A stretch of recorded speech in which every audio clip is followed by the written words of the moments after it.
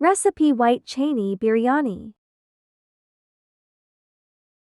Take pan and ghee or cooking oil as your measure according to rice. Take 1 cut slice onion, 1 whole garlic chopped small ginger piece cut slice. 1 onion brown it already washed dip overnight water white chana and boiled. Add to tomatoes green chili cut slice. Add salt red chili cumin mix garam masala as per choice. Add imli water and all well cook.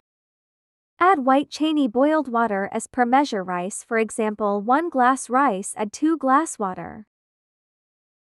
When water boiled add washed dip water 2 hours rice. When water dry cloth over pan and will dam. After 5 min add food color. Then after dam 10 minutes. And rice chana biryani ready. Serve with Waheeda.